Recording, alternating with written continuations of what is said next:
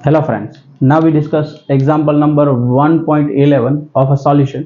बेटा osmotic pressure का question है और मोलिकुलर वेट पूछा है, ठीक है।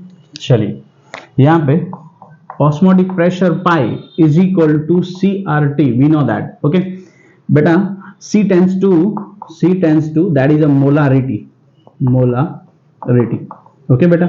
बाकी सब में तो हम मोलालिटी लेते हैं, इसमें मोलारिटी होती है, ठीक है बेटा। चलिए मोलालिटी को मैं लिख सकता हूं mole of a solute divided by volume of a solution, yes और नो बेटा। मैं N2 को यानी कि मोल को लिख सकता हूं weight of a solute upon molecular weight of solute into V R into T, ठीक है बेटा। चलिए एक मेरे पास ये जो क्वेश्चन है, यहां से मैं इसको लगाता हूं यहाँ पे pi is equal to W2 into R T divided by, बेटा मेरे पास क्या है, that is a molecular weight into volume, molecular weight into volume. थोड़ा सा नीचे लिख लेते हैं, ठीक है। पाई इज इक्वल टू बेटा क्या आ जाएगा, W2 into R T upon molecular weight into volume, ठीक है बेटा।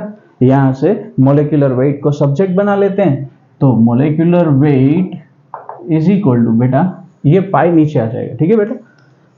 चलिए तो W2 how many, that is 1.6 into what about R is a 0.83, ठीक है।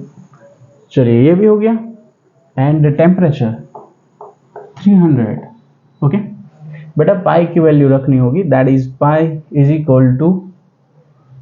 इक्वल टू बेटा मेरे पास है 2.57 इंटू 10⁻³ बार, ओके। वॉल्यूम बेटा, वॉल्यूम देखो यहाँ पे मैंने मोलारिटी जब लिखी तब वॉल्यूम को लीटर में ही रखा है, मिलीलीटर यानी कि ml में कन्वर्ट नहीं किया है, ठीक है। तो यहाँ पे मेरे को इसको लीटर में कन्वर्ट करना पड़ेगा। 200 centimetre cube is equal to 200 ml, that is a 0.2 litre, okay. 1 centimetre cube का मतलब होता है 1 ml, ठीक है। तो यहाँ पे 0.2 लीटर, ओके बेटा। चलिए यहाँ पे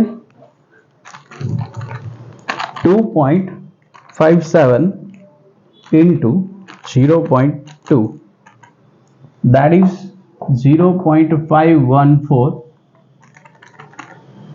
into 10⁻³ 1.26 into 0.083 into 300, that is 31.374, okay, divided by 0.514,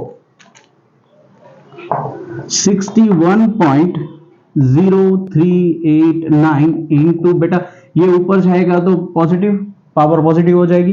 अगर इसको इसमें लगा लूं तो 61,038.9 ये आ जाएगा बेटा। मोलिकुलर वेट है तो ग्राम पर मोल, ठीक है। That is a molecular weight of a solute, done.